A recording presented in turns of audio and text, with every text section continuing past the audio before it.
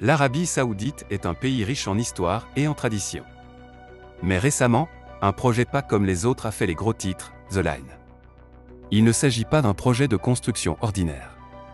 Il s'agit d'une ville futuriste, sans émissions de carbone, qui s'étend sur des kilomètres dans le désert saoudien. L'ampleur et l'ambition du projet The Line sont véritablement stupéfiantes. Ses détracteurs affirment qu'il est irréaliste, qu'il s'agit d'une fantaisie qui épuisera les ressources saoudiennes et perturbera le fragile écosystème du désert. D'autres s'inquiètent de l'impact social d'un environnement high-tech aussi étroitement contrôlé. Tout projet ambitieux suscite des questions et des inquiétudes. Mais The Line est-il un signe de progrès ou un signe avant-coureur de quelque chose de plus inquiétant? Dans la vidéo d'aujourd'hui, nous discuterons des détails, découvrirons ce qu'est la ligne de démarcation et dévoilerons le phénomène inquiétant qui secoue l'Arabie Saoudite.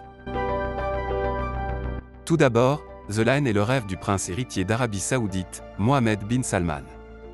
Il veut construire The Line, deux gratte-ciel parallèles de 500 mètres de haut s'étendant sur 170 km à travers les montagnes et le désert. Faire de The Line une réalité reviendrait à construire 2000 Freedom Towers côte à côte. Étant donné que seuls 12 gratte-ciel dans le monde ont franchi la barre des 500 mètres de hauteur, en construire 4000 en même temps et au même endroit semble tout à fait impossible. Les structures parallèles qui composent le projet The Line auront des façades en miroir et un espace de seulement 200 mètres entre elles pour abriter une ville de 9 millions d'habitants. La ville linéaire commencera sur les rives du golfe d'Aqaba, sur la mer Rouge, et traversera les montagnes et le désert pour atteindre le pays. Les deux façades en miroir seront reliées par des passerelles. La plupart des intérieurs seront construits à la verticale et comprendront des parcs publics, des bureaux et des maisons empilées les unes sur les autres. En gros, le plan de cette ville ambitieuse ressemblera à l'infrastructure d'une ville classique, mais construite à la verticale. Mais ce n'est pas tout, l'objectif de la ville est d'être 100% durable et d'intégrer les technologies les plus modernes. Les habitants seront nourris par une agriculture verticale intégrée dans les murs de 500 mètres de haut. Il y aura également un port de plaisance pour les yachts et un stade construit à 305 mètres au-dessus du sol. Mais est-il possible de construire une ville aussi ambitieuse ou va-t-elle sombrer dans l'oubli? Comme nous l'avons mentionné précédemment, The Line est l'un des plus grands rêves du prince Salman, qu'il décrit comme une révolution pour la civilisation. Cependant, The Line ressemble davantage à un pays des merveilles colossales tout droit sorti d'un livre de fiction. L'Arabie Saoudite prévoit de construire une partie de ce projet d'ici 2030 et d'y accueillir plus d'1 million de résidents. Néanmoins, alors que l'humanité a réussi à ériger de grandes structures même sur des terrains difficiles, The Line promet trop en trop peu de temps. Le bilan de l'Arabie Saoudite en matière de construction de gratte-ciel est loin d'être irréprochable. Par exemple, la Jeddah Tower, qui devait être le plus haut bâtiment du monde, reste inachevée et n'a atteint qu'un tiers de la hauteur initialement prévue. En revanche, l'Arabie Saoudite abrite le 4e gratte-ciel le plus haut du monde. Quels sont donc les inconvénients du projet The Line?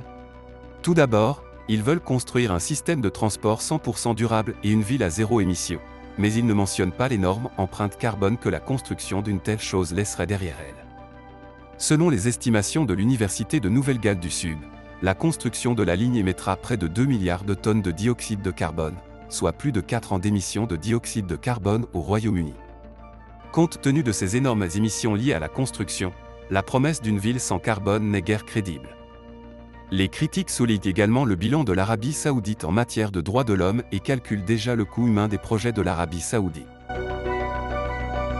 Plusieurs tribus indigènes vivent également dans les villes et villages de la région depuis des centaines d'années. Selon des études, quelques 20 000 personnes seront déplacées pour faire place à la ligne. Les forces de sécurité saoudiennes ont également été accusées d'avoir abattu au moins un manifestant contre le projet. Le pays n'a pas non plus réussi à mettre en œuvre des réformes efficaces en matière de travail, ce qui a entraîné des abus généralisés à l'encontre des travailleurs migrants, et jusqu'à présent, les autorités n'ont pas établi de feuille de route pour résoudre ce problème. L'absence de respect des droits de l'homme constituera un obstacle à la collecte de fonds pour ce méga-projet d'un montant de plusieurs milliards de dollars. Les planificateurs espéraient attirer des investisseurs étrangers, mais le pays est largement boycotté par le monde occidental et les partenariats économiques se heurtent à une certaine résistance.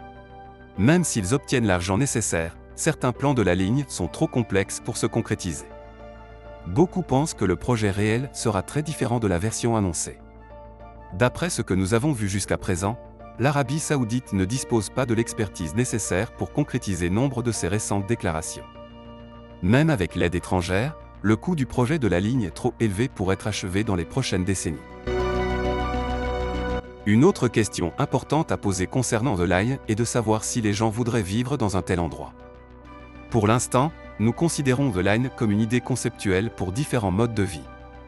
En réalité, le projet est de très grande envergure et rencontre de nombreux problèmes, tels que les violations des droits de l'homme et les questions de faisabilité mentionnées précédemment. Pour l'instant, cela reste un exploit impossible, et une approche plus réaliste consisterait à intégrer certains de ces plans futuristes dans les villes déjà existantes en Arabie Saoudite. Mais pourquoi l'Arabie Saoudite propose-t-elle quelque chose d'aussi extraordinaire alors que The Line et les promesses qui l'accompagnent ne seront probablement pas tenues? Depuis qu'il a pris les rênes du pays, Mohammed bin Salman s'est engagé dans une voie visant à redorer l'image de l'Arabie Saoudite. Des projets comme The Line font partie de cet effort de rebranding et sont assurés d'attirer l'attention internationale. L'Arabie Saoudite cherche à être perçue comme un pays offrant de nombreuses opportunités en se diversifiant dans l'économie touristique, mettant en avant sa richesse et son potentiel.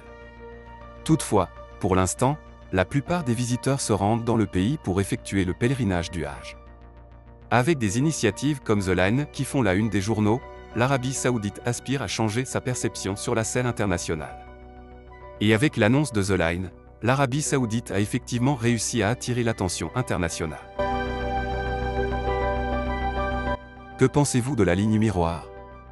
Pensez-vous qu'elle puisse être construite ou restera-t-elle un fantasme de science-fiction? N'hésitez pas à partager vos réponses et vos opinions dans la section des commentaires.